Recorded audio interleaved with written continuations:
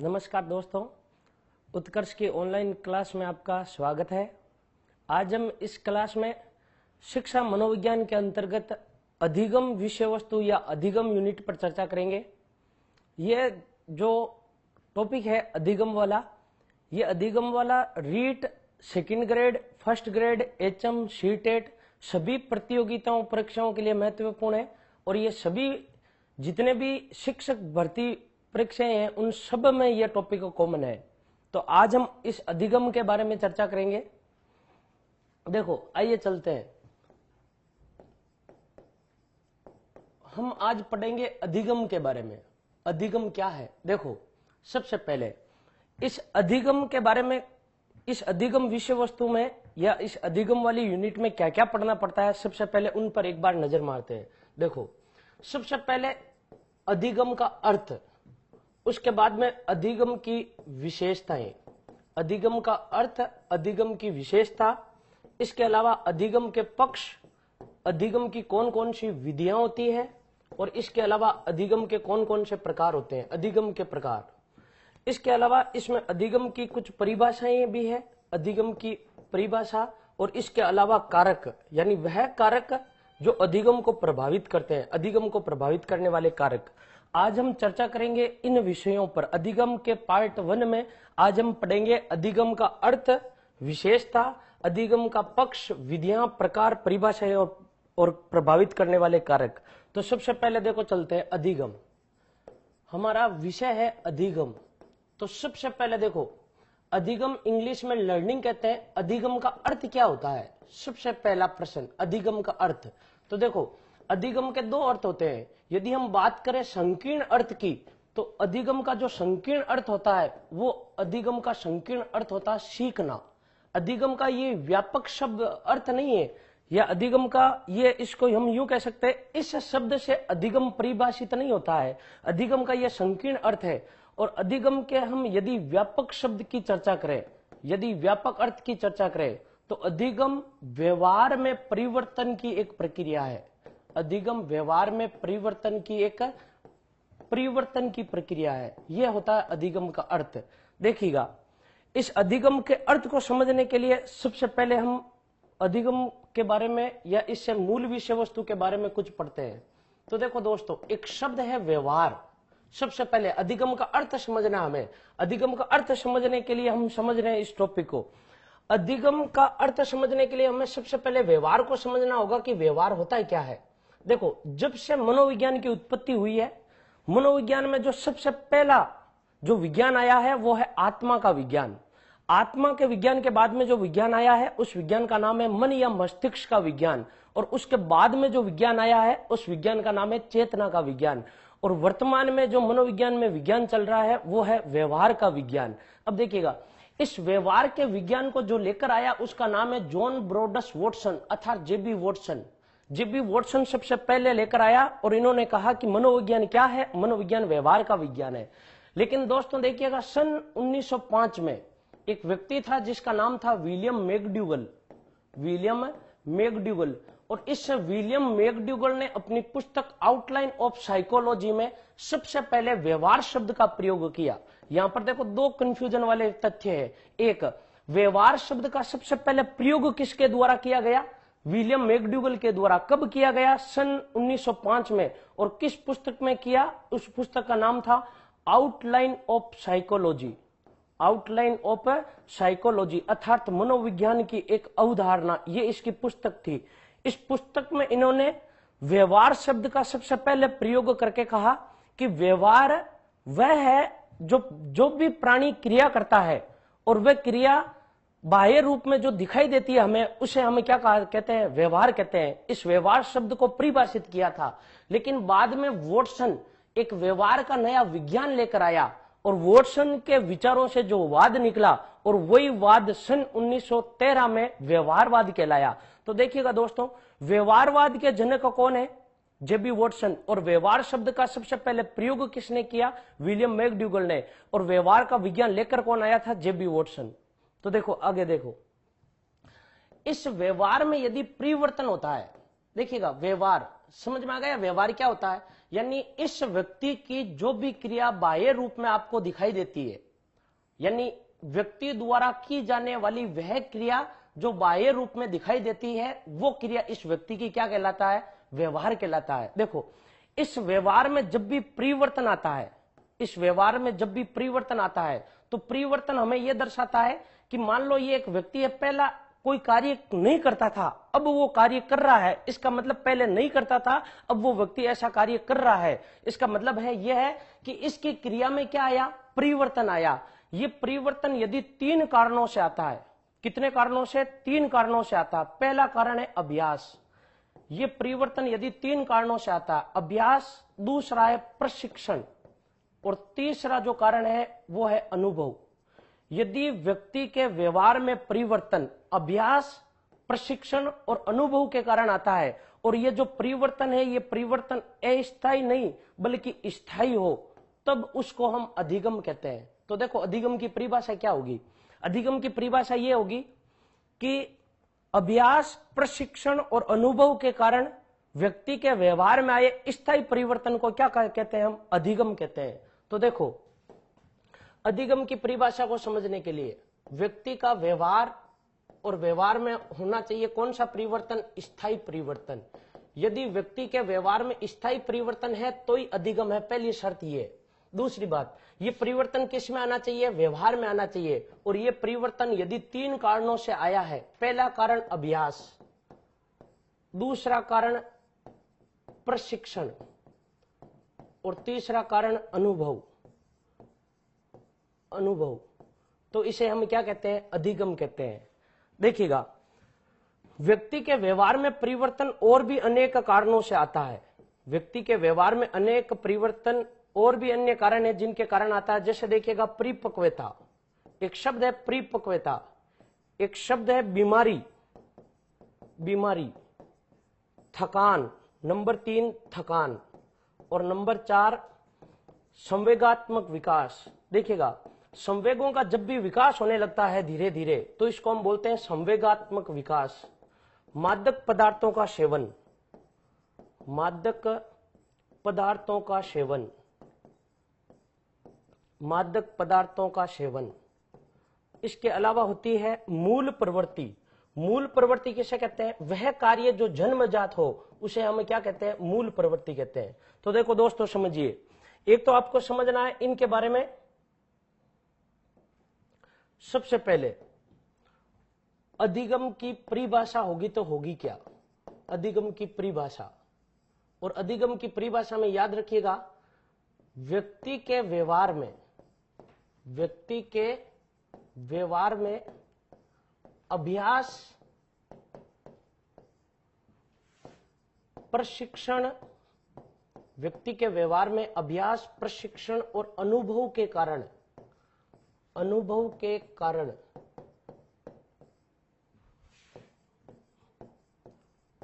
व्यवहार में आए, व्यक्ति के व्यवहार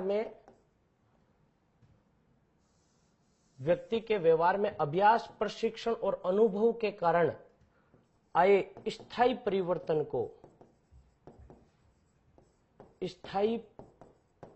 परिवर्तन को अधिगम कहते हैं।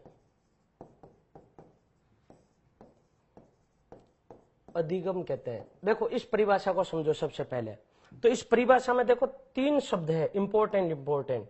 वो 3 शब्द ये है, एक तो है प्रशिक्षण, दूसरा जो शब्द है वो है अनुभव, और तीसरा जो शब्द है वो है अभ्यास। याद रखिएगा, दूसरा इसमें एक शब्द है स्थायी परिवर्तन, और तीसरा एक शब्द है इसमें व्यवहार।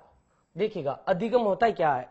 यदि अधिगम को समझना है तो सबसे पहले हमें यह समझना होगा कि अधिगम है क्या, अधिगम की परिभाषा क्या है। तो अधिगम की परिभाषा में याद रखना, यदि आपके व्यवहार में स्थायी परिवर्तन है तो ही अधिगम है, वरना अधिगम नहीं है। दूसरी बात, ये परिवर्तन इन 3 कारणों से आया है तो ही अधिगम है, वरना अधिगम नहीं है। और वो परिवर्तन किस में आना जरूरी है? व्यवहार में, तब उसे हम क्या कहते हैं? अधिगम कहते हैं। लेकिन इसके अलावा जैसे देखो, व्यक्ति के व्यवहार में परिवर्तन परिपक्वता से भी आता है। व्यक्ति के व्यवहार में जो परिवर्तन आता है वो किससे आता है? परिपक्वता से भी आता है। तो परिपक्वता होती क्या है, जैसे देखो ये कोई एक व्यक्ति है, इस व्यक्ति की तो जब स्वस्थ था तब इसका व्यवहार अलग था, अब ये जो बीमार है तब इसका व्यवहार अलग है, यानी परिवर्तन है पहले वाले व्यवहार में अब वाले व्यवहार में। तो परिवर्तन किसमें, व्यवहार में परिवर्तन है, और इस व्यवहार में परिवर्तन का कारण क्या है, बीमारी। दूसरा एक है थकान, एक व्यक्ति जब तक थका हुआ नहीं रहता तब उसका व्यवहार अलग होता है, और कार्य कर कर थक जाता है तब उसके व्यवहार में परिवर्तन आ जाता है। तो यहां पर भी परिवर्तन का कारण क्या है, थकान। दूसरा एक कारण संवेगात्मक विकास, दूसरा संवेगात्मक विकास। देखिएगा संवेगों का जब भी विकास होता है, संवेगों का जब भी विकास होता है तो व्यक्ति के व्यवहार में क्या आता है, परिवर्तन आता है। जब छोटा बच्चा होता है तब उसके संवेग अलग होते हैं, और जब वो बड़ा होता है तब धीरे धीरे संवेगों का विकास होने लगता है।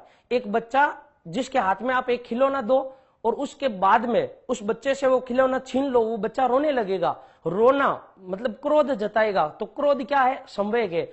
और वही बच्चा यदि बड़ा हो गया, किशोरावस्था में है, और उसके हाथ में कुछ वस्तु है उसको हमने छीन लिया है, तो वो व्यक्ति अब रोएगा नहीं, क्रोध नहीं जताएगा। क्यों, क्योंकि अब इस पर क्रोध अर्थात संवेगों का क्या हो गया, विकास। तो जब छोटा था तब वस्तु हाथ से छीनने पर वे रोने लगता था, लेकिन अब वे बड़ा हो गया, वस्तु हाथ से छीनने पर रो नहीं रहा। इसका मतलब क्या है, परिवर्तन। और इस परिवर्तन का जो कारण है वो कारण क्या है, संवेगात्मक विकास।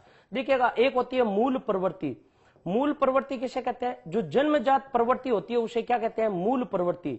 जब बालक का जन्म होता है तब बालक का जो व्यवहार होता है वो मूल प्रवृत्तियों पर आधारित होता है, ऐसा हम पढ़ते हैं। मूल प्रवृत्तियों पर आधारित यानी वह कार्य जो जन्मजात हो उनको क्या कहते हैं, मूल प्रवृत्ति कहते हैं।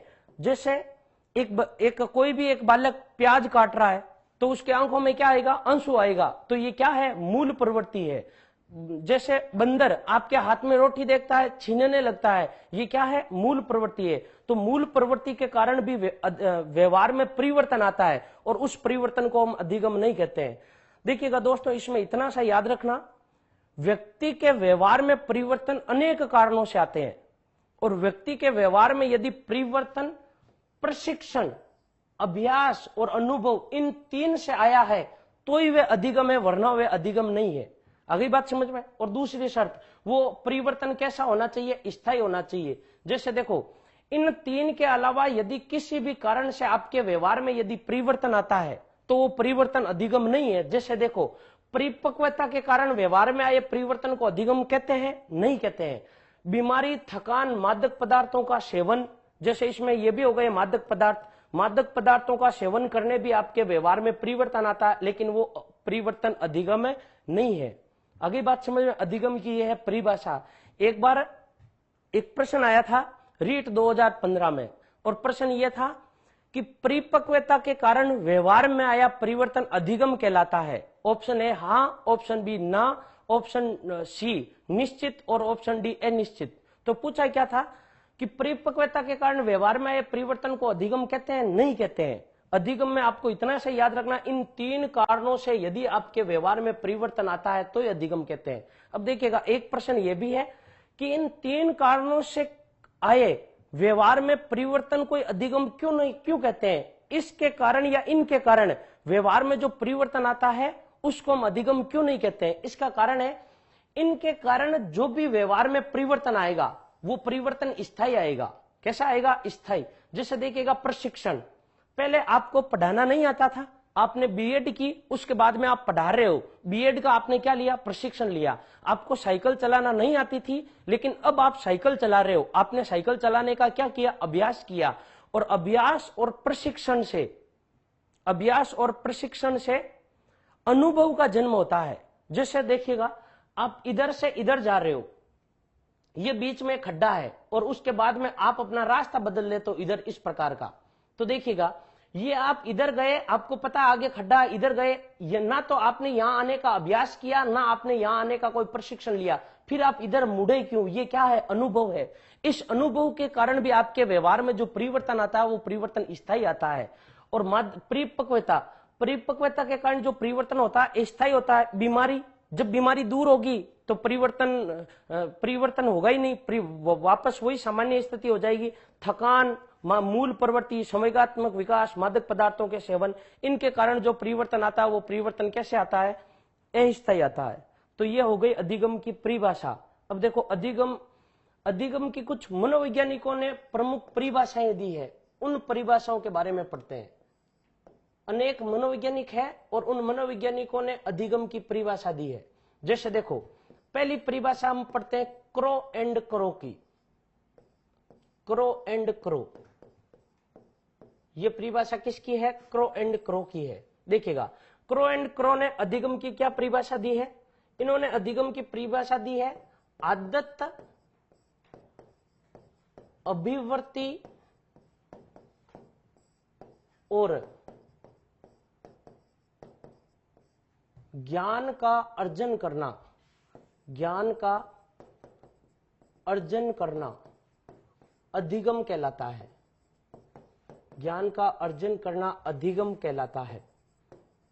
देखिएगा दोस्तों ये परिभाषा है किसकी? क्रो एंड क्रो की, और ये 2013 वाले पेपर में सेकंड ग्रेड में आ चुकी है।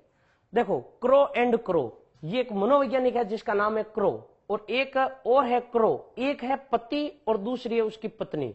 तो देखो कुल कितने क्रो हो गए? 2 क्रो। 2 क्रो आपको कुल कितनी बातें बता रहे हैं? 3 बातें बता रहे हैं। 2 क्रो कितनी बातें बता रहे हैं? 3 बातें। पहली कौन सी है? आदत।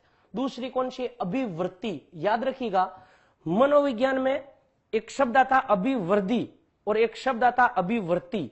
वृत्ति का अर्थ होता है नजरिया या दृष्टिकोण, और वृत्ति को मनोविज्ञान की भाषा में अभिवृत्ति कहा जाता है। एक शब्द होता है वृद्धि।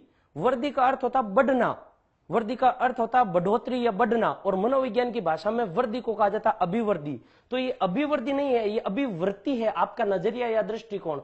और तीसरा एक ज्ञान या ज्ञान। यदि आप इन तीनों को ग्रहण करते हो, इन तीनों का यदि आप अर्जन करते हो, तो वो अर्जन क्या कहलाता है? अधिगम कहलाता है। ये परिभाषा किसने दी है? ये परिभाषा किसने दी है? क्रो एंड क्रो ने दी है। तो क्रो एंड क्रो की परिभाषा याद कैसे करोगे? तो देखो क्रो एंड क्रो सामान्य भाषा में हम यूं कहे तो बताओ कुल कितने कागले हैं? 2 कागले हैं। क्रो एंड क्रो, 2 कागले कितनी बातें बता रहे हैं? 3 बातें बता रहे हैं। कितनी बातें बता रहे हैं? 3 बातें। कब बता रहे हैं? ये आज बता रहे हैं। कब बता रहे हैं? आज। देखो आज 2 कागले यानी 2 क्रो एंड क्रो आज आपको कितनी बातें बता रहे हैं? 3 बातें। देखो ए से क्या हो गया? आदत। ए से क्या हो गया? अभिवृत्ति। और जे से क्या हो गया? ज्ञान या ज्ञान। ये आपको याद हो जाएगी आसानी से। 2 कागले कितनी बातें बता रहे हैं? 3 बातें बता रहे हैं। ए से हो गया आदत, ए से हो गया अभिवृत्ति, और जे से क्या हो गया? ज्ञान। तो ये परिभाषा किसकी थी? क्रो एंड क्रो की थी। तो देखो आगे पढ़ते हैं अगली परिभाषा। क्रो एंड क्रो, अगली एक परिभाषा है, वो परिभाषा है गिलफोर्ड की। JP Guilford. गिलफोर्ड, और गिलफोर्ड ने परिभाषा क्या दी है? कि व्यवहार के कारण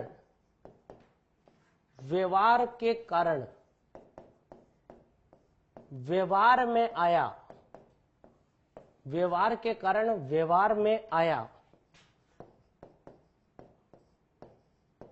कोई भी परिवर्तन, व्यवहार के कारण व्यवहार में आया कोई भी परिवर्तन, कोई भी परिवर्तन अधिगम कहलाता है। कोई भी परिवर्तन अधिगम कहलाता है। तो देखो ये परिभाषा है किसकी? गिलफोर्ड की। देखो याद कैसे करोगे? इस परिभाषा में 2 शब्द है, 2 टुकड़े कीजिए। पहला टुकड़ा क्या? व्यवहार के कारण। किसके कारण? व्यवहार के कारण। दूसरा क्या है? व्यवहार में आया। किस में आया? व्यवहार में आया। व्यवहार के कारण व्यवहार में आया कोई भी परिवर्तन क्या कहलाता है? अधिगम कहलाता है। जैसे देखिएगा ये एक व्यक्ति है, ये मान लो एक व्यक्ति, ये व्यक्ति इस व्यक्ति को बोलता है गुड मॉर्निंग।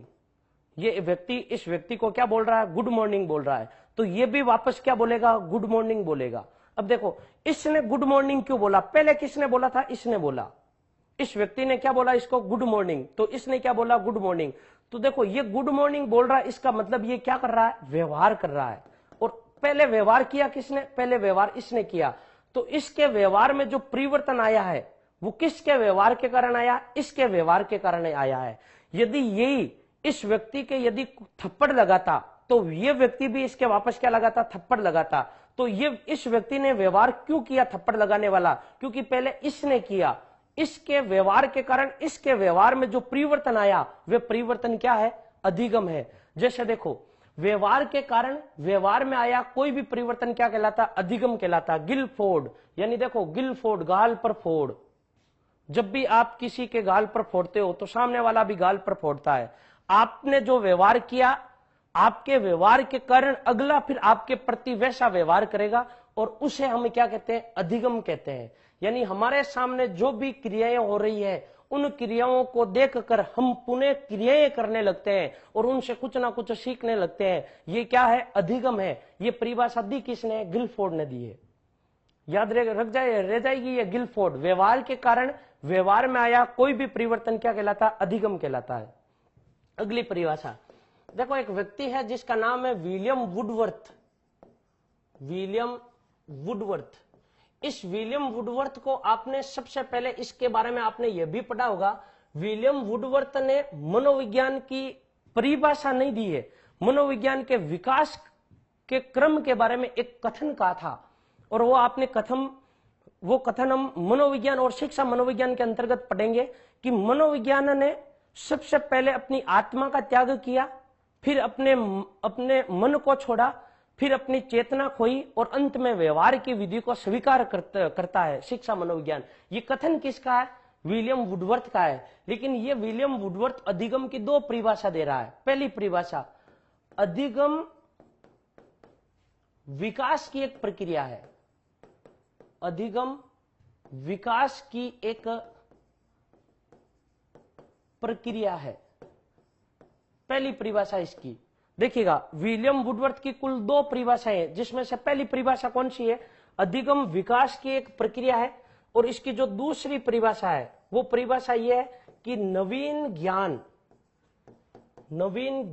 एवं नवीन प्रतिक्रियाओं, नवीन ज्ञान एवं नवीन प्रतिक्रियाओं का अर्जन, नवीन प्रतिक्रियाओं का अर्जन अधिगम कहलाता है, अधिगम कहलाता है। तो दोस्तों देखिएगा, विलियम वुडवर्थ ने अधिगम की कुल कितनी परिभाषा बताई है, दो परिभाषाएं बताई है।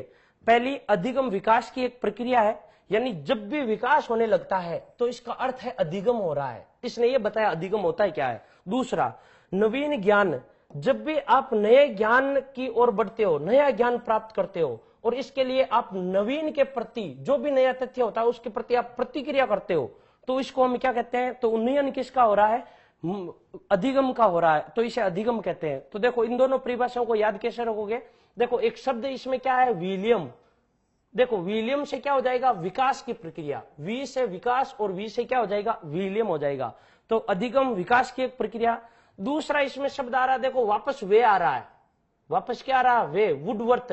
और वुडवर्थ में टोटल वे कितने आ रहे हैं, दो आ रहे हैं। तो देखो, इसमें दो शब्द आ रहे हैं, नवीन, एक आ रहा है नवीन ज्ञान और दूसरा आ रहा है वे से क्या, दो बार वे, तो दूसरी बार क्या आ रहा है, वापस नवीन आ रहा है। तो ये दोनों परिभाषा किसकी हो गई, दोनों परिभाषा किसकी हो गई, विलियम वुडवर्थ की हो गई। देखो अगली परिभाषा, एक व्यक्ति है जिसका नाम है B.F. स्किनर। B.F. स्किनर, यानी मनोविज्ञान में देखो एक नर भी है और इस नर का नाम क्या है, B.F. स्किनर। याद रखना, आप शिक्षा मनोविज्ञान के अंतर्गत स्किनर नाम के कई मनोवैज्ञानिक है, स्किनर नाम के।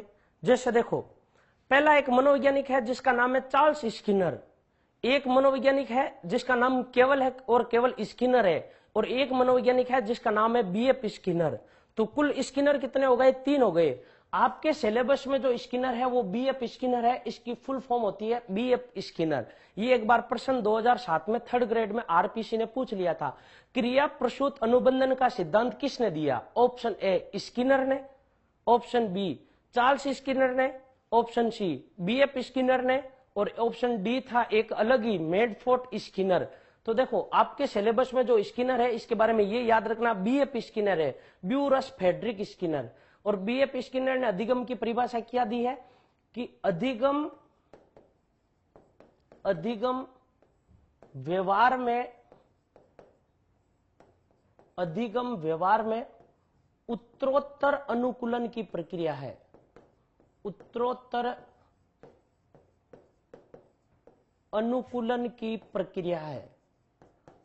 अनुकूलन की प्रक्रिया है। ये परिभाषा किसने दी है? स्किनर ने दी है। देखो शब्द सुनो, पहला है व्यवहार। व्यवहार, अधिगम व्यवहार में उत्तरोत्तर अनुकूलन। उत्तरोत्तर का मतलब है वृद्धि दर वृद्धि। यानी देखो आप सीढ़ियां चढ़ रहे हो, आपने पहली सीढ़ी ये पार की, उसके बाद में ये सीढ़ी पार की, उसके बाद में ये सीढ़ी जा रहे हो, उसके बाद में यहां जा रहे हो। इसका मतलब आप चढ़ाई कैसे कर रहे हो? उत्तरोत्तर, एक के बाद में एक।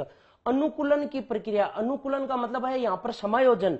यदि आप ऐसा करते समय किसी भी विषय वस्तु के प्रति आप इस प्रकार की प्रक्रिया करते हो कि आप वृद्धि उत्तरोत्तर कर रहे हो, तो इसका मतलब वो क्या है? अधिगम है। और ये किसने कहा है बताओ? स्किनर ने। देखो स्किनर में क्या है? नर है। और देखो उत्तरोत्तर अनुकूलन की प्रक्रिया कौन कर सकता है? केवल नर ही कर सकता है, इसके अलावा दूसरा नहीं कर सकता।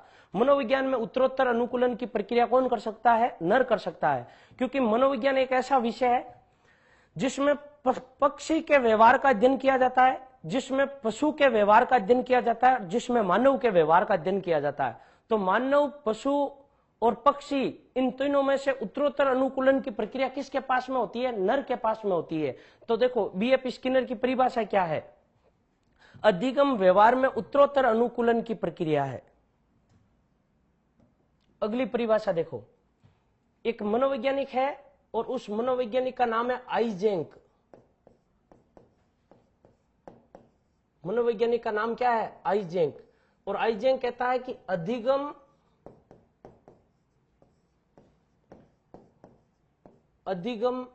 नवीन एवं स्थायी, नवीन एवं स्थायी परिवर्तन, नवीन एवं स्थायी परिवर्तन के अंतर्गत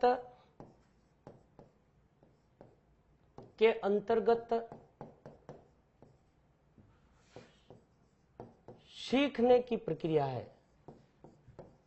के अंतर्गत सीखने की प्रक्रिया है। देखो अधिगम नवीन, नवीन नया, इसके अलावा यह स्थायी परिवर्तन, या तो एकदम नवीन परिवर्तन या फिर कौन सा परिवर्तन? स्थायी परिवर्तन। और इसके अंतर्गत जो सीखने की प्रक्रिया होती है उस प्रक्रिया का नाम क्या है? अधिगम है। ये परिभाषा किसने दी है? आइजेंक ने दी है। इसके बारे में ये याद रखना। आइजेंक, देखो आई अलग हो गया, जेंक अलग हो गया, दो बातें हो रही है। तो देखो इसमें दो ही बातें हैं, एक तो है नवीन या फिर स्थायी परिवर्तन, और दूसरा क्या है? इसके अंतर्गत सीखने की प्रक्रिया। दो शब्दों का योग से बना है। तो आइजेंक की परिभाषा है ये। एक मनोवैज्ञानिक है जिसका नाम है गेट्स। एक मनोवैज्ञानिक है जिसका नाम है गेट्स। और गेट्स कहता है कि प्रशिक्षण और अनुभव के कारण व्यवहार में आया परिवर्तन, व्यवहार में आया परिवर्तन अधिगम कहलाता है। देखो दोस्तों, ये परिभाषा किसकी है? गेट्स की है। तो देखो गेट्स में शब्द कितने लिए हैं? अधिगम की जो परिभाषा होती है वो परिभाषा किसकी होती है?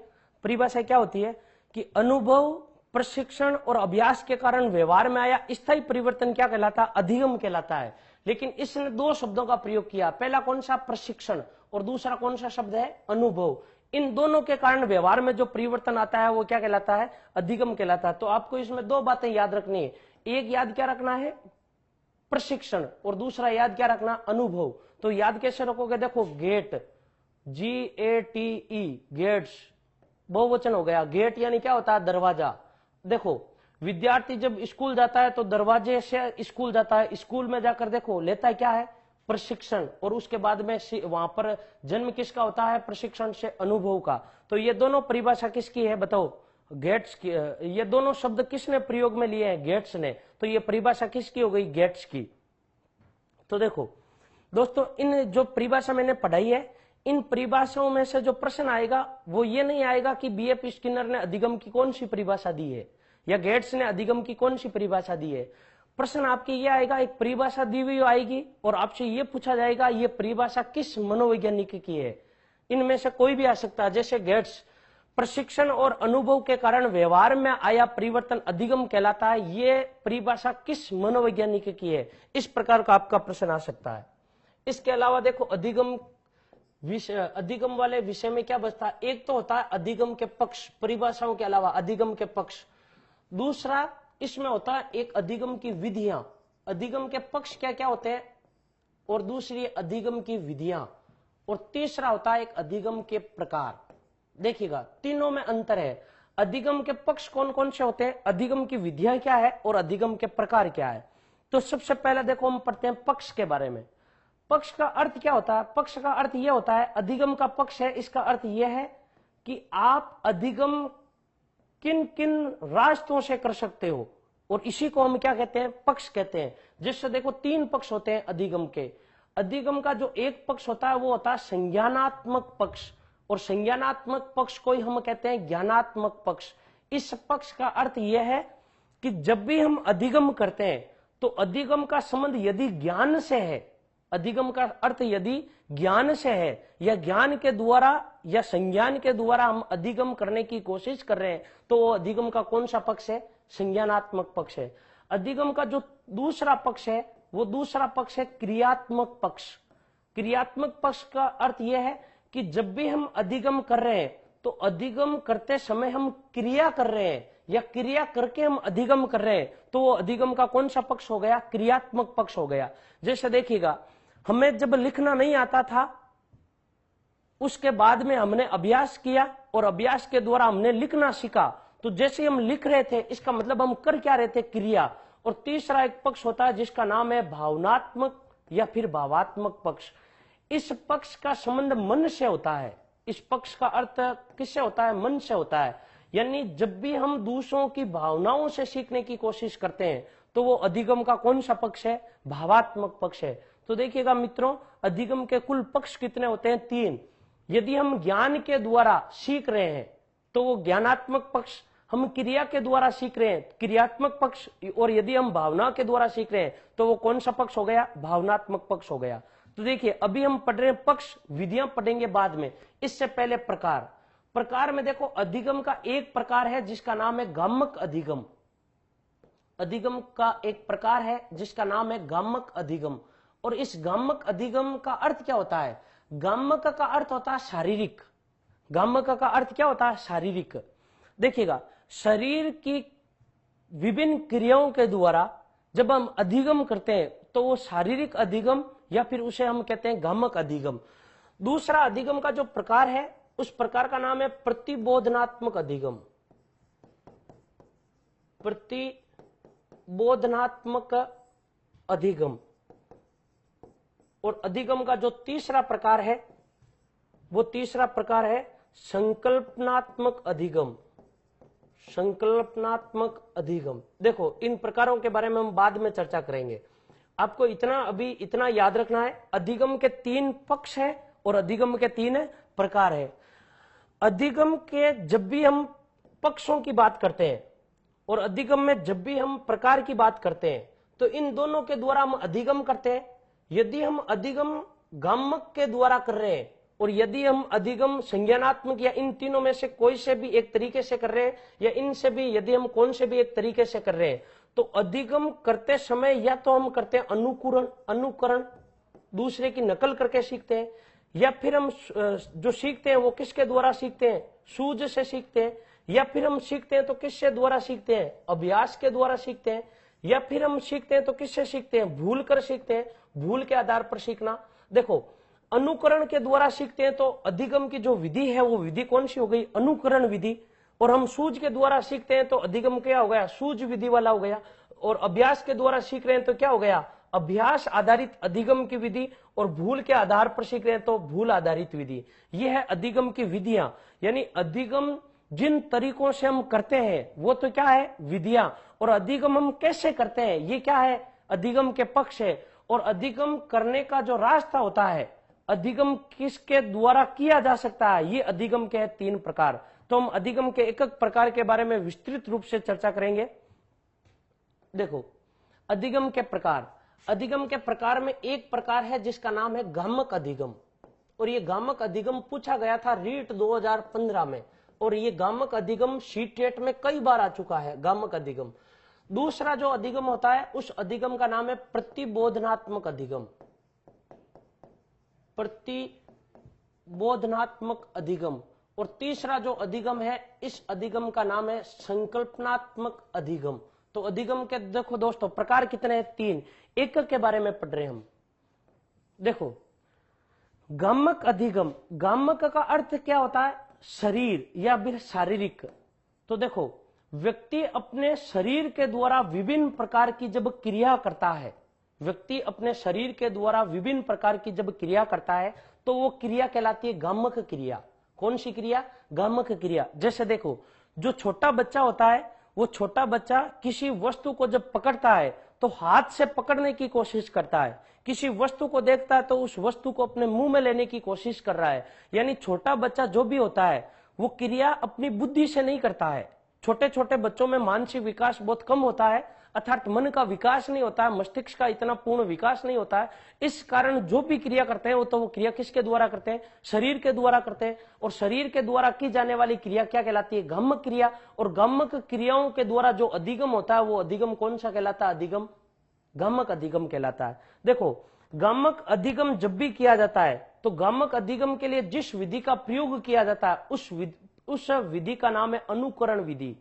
देखिएगा शरीर के द्वारा जब भी अधिगम किया जाता है, शरीर के जिन भागों के द्वारा जब भी अधिगम किया जाता है, जैसे देखो ये पेन है, इस पेन को यदि पकड़ने की कोशिश करें तो वो कौन सा अधिगम है? गामक अधिगम है। और गामक अधिगम किस विधि के द्वारा? अनुकरण विधि के द्वारा। गामक अधिगम करते कौन है? गामक अधिगम जिस अवस्था में सर्वाधिक होता है उस अवस्था का नाम है शैशव अवस्था। शैशव अवस्था में क्यों होता है? क्योंकि इस अवस्था में बच्चे का मानसिक विकास अर्थात बुद्धि का विकास नहीं होता है। नहीं होता है तो बच्चा कोई भी क्रिया करता है तो शरीर पर आधारित क्रिया करता है, और प्रत्येक क्रिया आधारित होती है अनुकरण पर। छोटे बच्चे की जो भी क्रिया होती है वो किस पर होती है? अनुकरण पर आधारित होती है। छोटे बच्चे के सामने आप बोलते हो बोलो कालिया, तो वो क्या बोलता है? सामने वापस कालिया बोलता है। जैसा आप बोलोगे, छोटे बच्चे को आप बोलते हो बोलो पापा, तो छोटा बच्चा वापस क्या बोलता है? पापा। यानी कौन सी विधि है? देखो अनुकरण विधि। बात समझ में आ गई? कौन सी अवस्था में? शैशव अवस्था में।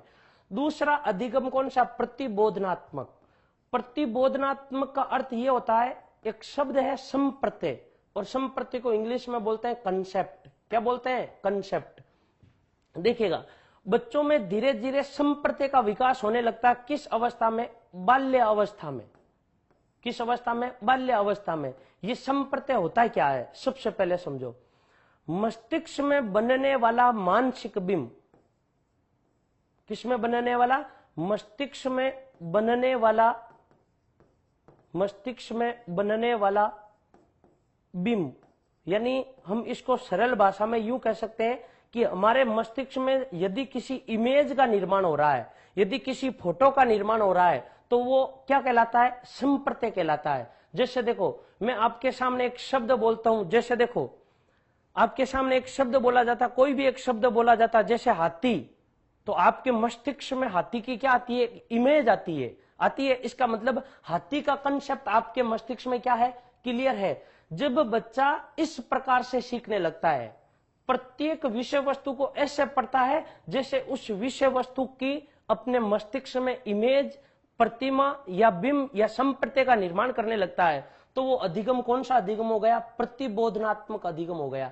इसमें प्रत्येक विषय वस्तु का क्या होता है? बोध किया जाता है, समझा जाता है, उसकी प्रतिमा बनाई जाती है, तो उसे कौन सा अधिगम कहते हैं? प्रतिबोधनात्मक अधिगम कहते हैं। तीसरा एक प्रकार है संकल्पनात्मक अधिगम। संकल्पनात्मक अधिगम है क्या? देखो बच्चा जो ही बड़ा होता है किशोरावस्था में, तो बच्चे के मस्तिष्क में निर्माण किसका होने लगता है? संकल्पना का। यानी सामान्य भाषा में हम जिसको कल्पना कहते हैं उसी को क्या कहा जाता है? मनोविज्ञान की भाषा में संकल्पना कहा जाता है।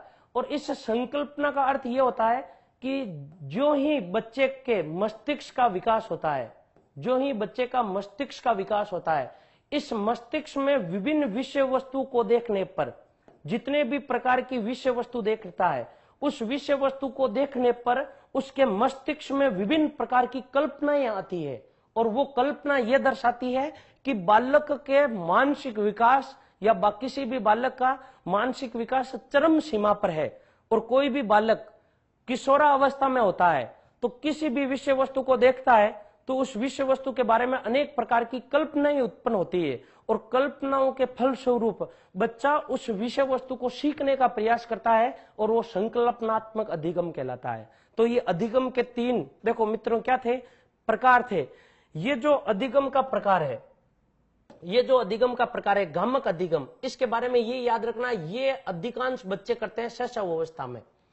ये जो अधिगम होता है ये होता है मुख्यतः बाल्य अवस्था में, और ये जो अधिगम होता है वो कौन सा अधिगम कहलाता है, किशोरावस्था में।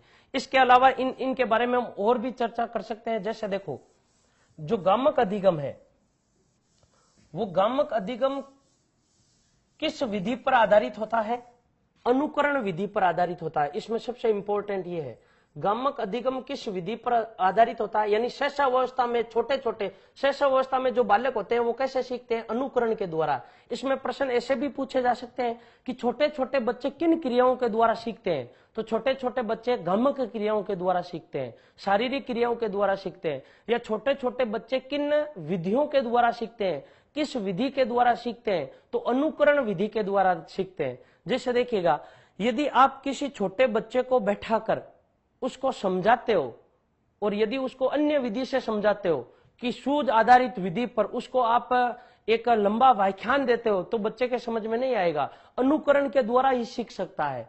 जो प्रतिबोधनात्मक अधिगम होता है, इस अधिगम के लिए जो विधि चलती है वो चलती है भूल, यानी प्रयत्न और भूल की विधि।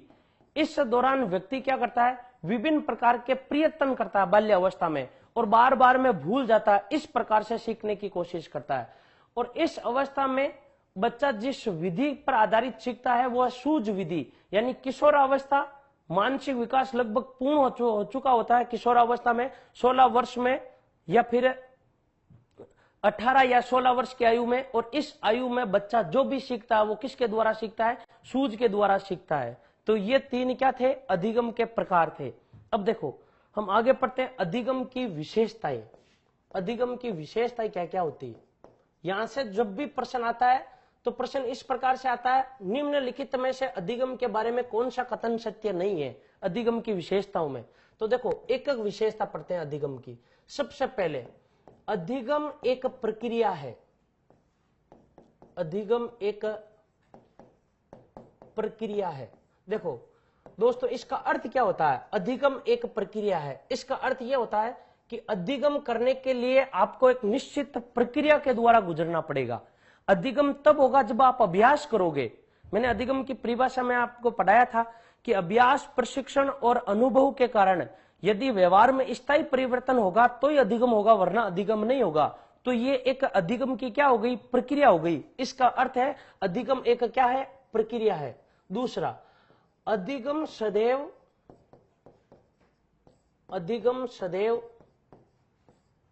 उद्देश्यपूर्ण होता है। सदैव उद्देश्यपूर्ण होता है। अधिगम सदैव उद्देश्यपूर्ण होता है। तो देखो इसका अर्थ क्या है, इसमें 2 शब्द इंपॉर्टेंट है। एक तो सदैव यानी हमेशा, इस शब्द को याद रखना। दूसरा उद्देश्यपूर्ण। जब भी हम सीखने की कोशिश करते हैं तो हमारा निश्चित क्या होता है, एक उद्देश्य होता है। बिना उद्देश्य के कोई भी विद्यार्थी सीखने की कोशिश नहीं करता है, या कोई भी बालक जब भी सीखता है तो उसका निश्चित और निश्चित क्या होता है, उद्देश्य होता है। जैसे हम किसी की भी यदि तैयारी कर रहे हो, तो आप तैयारी 2nd ग्रेड की कर रहे हो, तो 2nd ग्रेड या HM की आप एग्जाम दे रहे हो, तो अधिगम कर रहे हो इसके लिए। और इसके अधिगम करने के लिए उद्देश्य क्या है, HM बनना आपको। और HM बनने के लिए आप विभिन्न प्रकार की विषय वस्तु पढ़ते हो, तो इसका मतलब क्या है, उद्देश्य है इसका। और यदि आपका उद्देश्य नहीं होता HM बनना, और HM के सिलेबस में या 2nd ग्रेड या 1st ग्रेड के सिलेबस में जो भी विषय वस्तु होती है आप उसको पढ़ते नहीं पढ़ते, इसका मतलब क्या है, अधिगम जब भी किया जाता है तो अधिगम का हमेशा क्या होता है, उद्देश्य होता है। बिना उद्देश्य के अधिगम नहीं होता। तीसरी विशेषता, अधिगम जन्म पर्यंत या अधिगम जीवन पर्यंत। अधिगम के बारे में यह कहा जाता है, अधिगम या तो अधिगम जन्म से लेकर मृत्यु तक, जन्म से लेकर मृत्यु तक, या फिर हम बोल सकते हैं जीवन पर्यंत, जीवन पर्यंत चलने वाली प्रक्रिया है, चलने वाली प्रक्रिया है।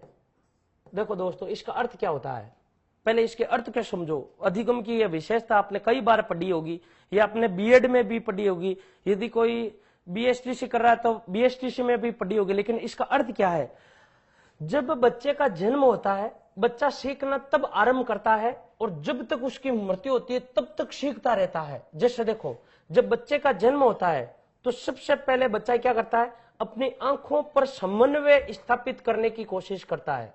सबसे पहले जब भी बच्चे का जन्म होता है, उसके बाद में 24 घंटे के अंतर्गत वह अपनी आंखों पर समन्वय स्थापित करना सीखता है, यानी सीखता है। बच्चे ने सीखना यहीं से सीख लिया जब बच्चे का क्या हुआ, जन्म हुआ। अब देखो, यदि अब ये बुजुर्ग हो गया और इसकी मृत्यु होने वाली है, तब भी ये अपने परिवार वालों को कुछ ना कुछ सिखाकर जाता है और कहता है कि जीवन भर आपको अच्छे कार्य करने हैं, मैंने मेरे जीवन में ये किया था और मुझे ये मिला था। इसका अर्थ क्या है, अब देखो, यही व्यक्ति मर रहा है लेकिन मरते मरते अनुभव से सीख रहा है, खुद सीख रहा है, दूसरों को सिखा रहा है। इसका अर्थ क्या है, अधिगम जीवन पर्यंत चलने वाली एक प्रक्रिया है। अधिगम की देखो 3 विशेषता हो गई, आगे विशेषता पढ़े। अधिगम की विशेषता नंबर 4, देखो, अधिगम एक क्रियात्मक प्रक्रिया है, क्रियात्मक प्रक्रिया है। देखो, इसका अर्थ क्या है, सबसे पहले क्रियात्मक, इसका मतलब क्रिया आधारित प्रक्रिया है। अधिगम एक क्रिया आधारित प्रक्रिया है। इसका अर्थ यह है कि अधिगम करने के लिए, यदि अधिगम करना है तो आपको क्या करनी पड़ेगी, कोई ना कोई क्रिया करनी पड़ेगी। बिना क्रिया के अधिगम संभव नहीं है। आगे बात समझ में। इसका अर्थ यह होता है, अधिगम एक क्रियात्मक प्रक्रिया है। यदि कोई भी एक बालक अनेक सारी किताबें लेकर अपने पास में रख लेता है, अनेक किताबें अपने पास में रख लेता है और यूं सोचता है कि ये किताबें मुझे अपने आप ही याद हो जाएगी, तो बताओ, इसको अपने आप ही ये सारी किताबें याद हो जाएगी क्या? इन सारी किताबों की विषय वस्तु इसे याद हो जाएगी क्या? नहीं होगी। इसका अर्थ यह है कि इसको ये याद या इन किताबों को ये तभी सीख पाएगा जब ये इनके प्रति क्या करेगा, क्रिया करेगा। यानी बिना क्रिया के अधिगम संभव नहीं है। अधिगम के लिए निश्चित एक क्या करनी पड़ती है, क्रिया करनी पड़ती है। बिना क्रिया के अधिगम संभव नहीं होता है। इसलिए कहा जाता है अधिगम एक क्रियात्मक प्रक्रिया है जिसके लिए व्यक्ति को क्रिया करनी पड़ती है। देखो, हालांकि यह जो व्यक्ति क्रिया करता है, ये क्रिया अपने लक्ष्य के अनुसार करता है, पहली बात ये। दूसरी, ये क्रिया करता है तो ये क्रिया किसके अनुसार करता है? आवश्यकता के अनुसार करता है। क्रिया करता है तो क्रिया किसके अनुसार करता है? योग्यताओं के अनुसार करता है। प्राणी अधिगम करने के लिए क्रिया करता है और सारे लगभग जितने भी अधिगम करते हैं वो सारे क्रिया करते हैं। कि क्रिया किसके प्रति कर रहे हैं? विषय वस्तु के प्रति कर रहे हैं। लेकिन सारे क्रिया जो करते हैं वो लक्ष्य के अनुरूप करते हैं। जैसे देखो, आप में से जो इस क्लास को देख रहे हैं, कई विद्यार्थी ऐसे भी हैं जो एचएम के लिए क्रिया कर रहे हैं, एचएम के लिए पढ़ रहे हैं। कई ऐसे हैं जो सेकंड ग्रेड के लिए पढ़ रहे हैं, कई ऐसे हैं जो पीटीआई के लिए पढ़ रहे हैं, और कई ऐसे हैं जो सीटेट के लिए पढ़ रहे हैं। इसका अर्थ क्या है? प्रत्येक विद्यार्थी की जो क्रिया है वो क्रिया लक्ष्य के अनुसार है। आगे बात समझ में। प्रत्येक क्रिया की आवश्यकता अलग है। प्रत्येक विद्यार्थी की अलग अलग आवश्यकता होती है। किसी को कम आता है, किसी को ज्यादा आता है। इसका अर्थ यह है कि प्रत्येक प्राणी आवश्यकता के अनुसार क्रिया करता है और प्रत्येक विद्यार्थी के पास में और प्रत्येक व्यक्ति के पास में अलग अलग योग्यता होती है। किसी के पास में योग्यता होती है 10 घंटे पढ़ने की, किसी के पास में शारीरिक योग्यता कम होती है, मानसिक योग्यता ज्यादा होती है, किसी की मानसिक योग्यता कम होती है। तो प्रत्येक प्राणी जो क्रिया करता है वो क्रिया किसके अनुसार करता है? योग्यताओं के अनुसार करता है। तो देखो, अधिगम एक क्रियात्मक प्रक्रिया है। इसके लिए प्राणी अपनी आवश्यकताओं के अनुरूप, प्राणी अपने लक्ष्य के अनुरूप और प्राणी अपनी योग्यताओं के अनुरूप विभिन्न प्रकार की क्रिया करके सीखता है। यह अधिगम की एक विशेषता है। अगली देखो, अधिगम की विशेषता नंबर 5। अधिगम की विशेषता, अधिगम सकारात्मक, अधिगम सकारात्मक एवं नकारात्मक, अधिगम सकारात्मक एवं नकारात्मक दोनों प्रकार का होता है, दोनों प्रकार का होता है। देखो यहां से एक प्रश्न बनता है, बहुत बढ़िया प्रश्न है। अधिगम सकारात्मक, सकारात्मक का अर्थ क्या होता है? जब भी आप सीख रहे हो वो सीखना उचित है, उचित सीख रहे हो आप जो भी सीख रहे हो। अधिगम का अर्थ है सीखना, जो भी आप सीख रहे हो वो अनुचित है, तो आप जो भी अनुचित बातें सीखते हो क्या वो अधिगम है? अधिगम है वो। अधिगम सकारात्मक भी होता है और अधिगम नकारात्मक भी होता है। जैसे देखो आप प्रार्थना सीखी, आपने पहले आपको प्रार्थना नहीं आती थी, अब आपने प्रार्थना सीख ली है, आपको प्रार्थना याद हो गई है अभ्यास, प्रशिक्षण और अनुभव के कारण। तो ये अधिगम का जो प्रकार है वो कौन सा प्रकार है? सकारात्मक। आप देखो छोटे छोटे बच्चे या शैशव अवस्था के बाद में जैसे ही बालक बाल्य अवस्था में प्रवेश करता है तो बालक अनुचित प्रकार की विषय वस्तु भी सीखता है, बच्चा गालियां भी सीखता है, बच्चा अब शब्दों का प्रयोग करना भी सीखता है। तो क्या वह अधिगम नहीं है? वह भी अधिगम है। और इसमें आपको ये याद रखना, इसमें महत्वपूर्ण बात यह है कि अधिगम सकारात्मक हो चाहे अधिगम नकारात्मक हो, व्यक्ति अधिगम को समाज में सीखता है, या अधिगम जो होता है वो कहां होता है? समाज में होता है। इसलिए कहा जाता है अधिगम सकारात्मक हो चाहे नकारात्मक हो, अधिगम हमेशा समाज के सापेक्ष होता है। यानी देखो आपने यदि प्रार्थना भी सीखी है तो वो समाज में सीखी है, आपने यदि गालियां भी सीखी है, अब शब्दों का प्रयोग करना भी सीखा है, तो वो भी आपने कहां सीखा है? समाज में सीखा है। कोई भी व्यक्ति यूं नहीं कह सकता कि मैं जंगलों में गया था और वहां मैं प्रार्थना सीख कर आया। कोई भी व्यक्ति यूं नहीं कह सकता कि मैं पहाड़ियों के ऊपर चढ़ा था और वहां पर मैंने अब शब्दों का प्रयोग करना सीखा था। यानी अधिगम सकारात्मक भी होता है, नकारात्मक भी होता है, दोनों प्रकार का होता है। और समाज के कैसे होता है? सापेक्ष होता है। अगली विशेषता देखो, अगली विशेषता यह है अधिगम एक स्वाभाविक प्रक्रिया नहीं है, स्वाभाविक प्रक्रिया नहीं है। यह प्रश्न आ रखा है आरटेट में, आरटेट में यह प्रश्न आ रखा था अधिगम के बारे में कौन सा कथन सत्य नहीं है, तो उसमें आया था अधिगम एक स्वाभाविक प्रक्रिया है। स्वाभाविक का मतलब यह है नेचुरल, इसका अर्थ यह हो गया कि मूल प्रवृत्ति पर आधारित। किस पर आधारित है? मूल प्रवृत्ति पर, स्वाभाविक प्रक्रिया है। यानी अधिगम स्वाभाविक प्रक्रिया नहीं है। कैसे? देखो स्वाभाविक का मतलब होता अपने आप। क्या अधिगम अपने आप हो जाता बिना क्रिया करे ही? नहीं होता, अधिगम के लिए कोई ना कोई क्रिया करनी पड़ती है। इसका अर्थ यह है कि अधिगम स्वाभाविक प्रक्रिया नहीं है, अधिगम अस्वाभाविक प्रक्रिया है। अगली विशेषता देखो, अधिगम में कई प्रकार की विधियां सम्मिलित हो सकती है। विधियां कौन सी? सीखने की, यानी अधिगम की विधियां सम्मिलित हो सकती है, हो सकती है। देखो इसका अर्थ क्या है? जब भी आप अधिगम करते हो तो अधिगम कई विधियों के द्वारा हो सकता है। अधिगम करने के लिए हजारों विधियां हैं। जैसे देखो कई विद्यार्थी ऐसे होते हैं जो जब भी पढ़ते हैं तो बार बार लिख कर पढ़ते हैं, लिख कर पढ़ते हैं। कई अभ्यर्थी ऐसे होते हैं जो लिख कर नहीं पढ़ते हैं, केवल पढ़कर पढ़ते हैं। कई विद्यार्थी ऐसे होते हैं जो अनुकरण के द्वारा पढ़ते हैं, सूझ के द्वारा पढ़ते हैं, भूल और प्रयास के द्वारा सीखते हैं। तो देखो अधिगम की कई प्रकार की विधियां हो सकती है सीखने की। इसके अलावा अधिगम के बारे में यह भी कहा जाता है अधिगम में अध्यापक मित्र मंडली, अधिगम में अध्यापक मित्र मंडली और इसके अलावा एक परिवार, इन तीनों की महत्वपूर्ण भूमिका होती है।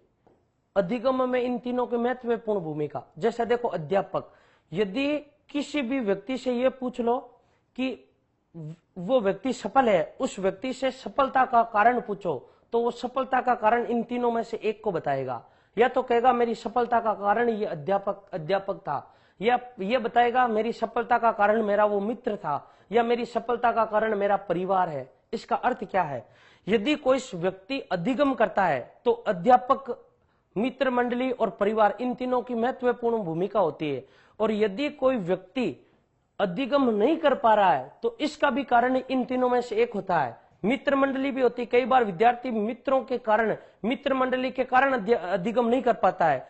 परिवार की दिशा और दशा उचित नहीं होने के कारण अधिगम नहीं कर पाता है। इसका अर्थ यह है कि अधिगम को ये तीनों प्रभावित करते हैं। अधिगम को जो सर्वाधिक प्रभावित करते हैं ये तीनों पक्ष करते हैं।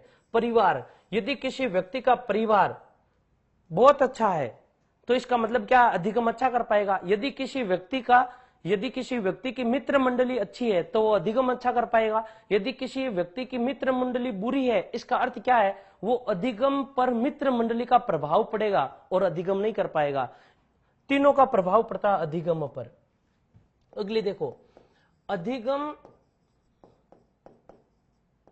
सदैव नवीन नहीं होता है। देखो महत्वपूर्ण विशेषता अधिगम की, अधिगम सदैव नवीन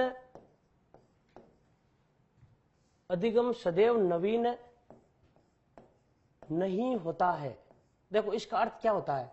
जब भी आप सीखने की कोशिश करते हो, जब भी आप अधिगम करने की कोशिश करते हो, जो भी आप सीख रहे हो ये जरूरी नहीं है कि ये आपके लिए नया हो।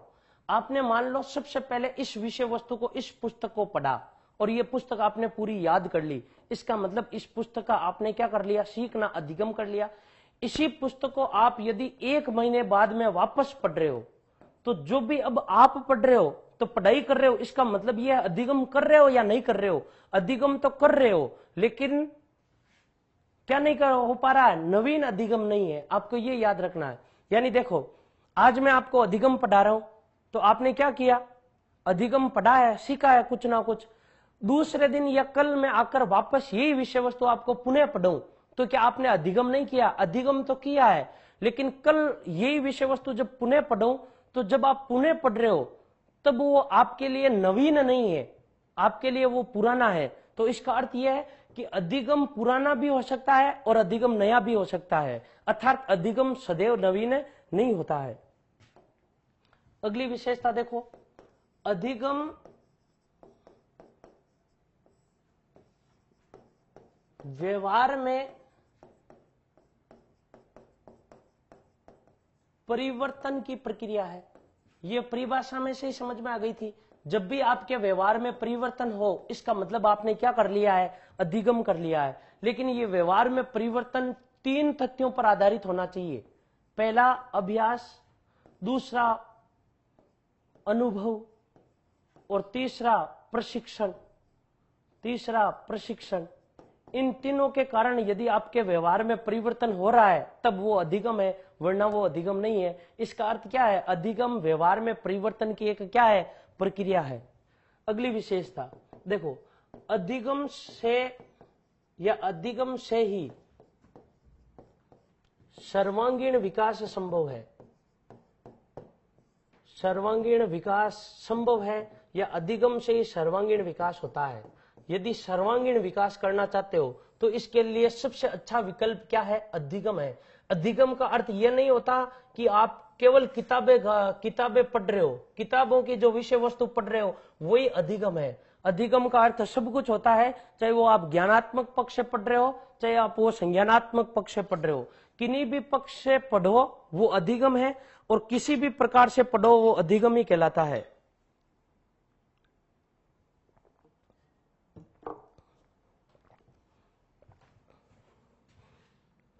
इसके अलावा देखो, अधिगम के पक्ष, अधिगम की विशेषता हो गई। अब देखो अधिगम के पक्ष भी हो गए। अब हम पढ़ते हैं अधिगम के वक्र। अधिगम के वक्र, अधिगम के वक्र क्या होते हैं? तो सबसे पहले पढ़ते हैं देखो वक्र को। आपको इसमें केवल समझना है अधिगम की मात्रा। अधिगम का वक्र होता है क्या है? अधिगम की मात्रा और अधिगम में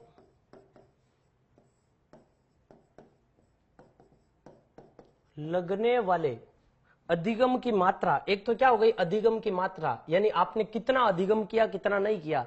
दूसरा क्या हो गया अधिगम में लगने वाले समय, यानी इस मात्रा में आपको कितना समय लगा। अधिगम की मात्रा और अधिगम में लगने वाले समय के मध्य परस्पर बंधन हो, परस्पर बंधन हो, और इस बंधन को रेखांकित करने पर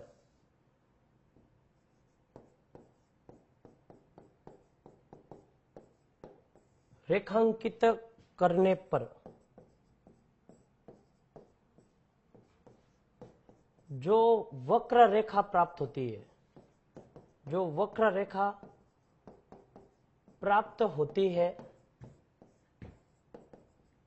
उसे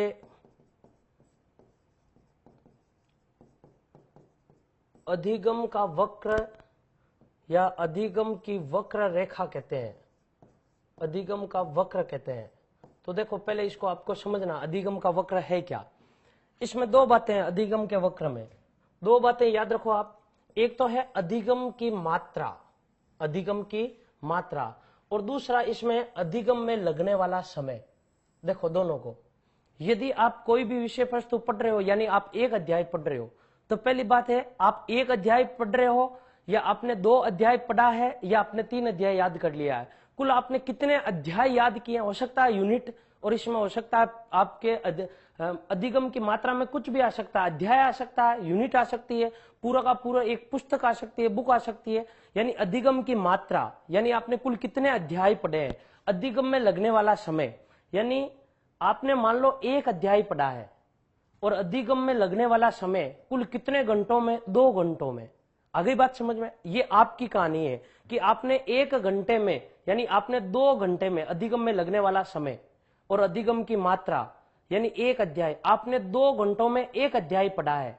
मान लो कोई दूसरा एक विद्यार्थी है जो 2 अध्याय 1 घंटे में याद कर लेता है। तो देखो अधिगम की मात्रा और अधिगम में लगने वाले समय आप में और उसमें अंतर है या नहीं है, अंतर है। इन दोनों को रेखांकित करने पर, यानी अधिगम की मात्रा और अधिगम में लगने वाले समय, इन दोनों के मध्य एक परस्पर बंधन होता है कि कितना समय लग रहा है और कितनी अधिगम की मात्रा हो रही है। और इसको जब हम रेखांकित करते हैं तो वो रेखांकित करने वाली जो वक्र रेखा होती है, उस वक्र रेखा को हम क्या कहते हैं, अधिगम का वक्र कहते हैं।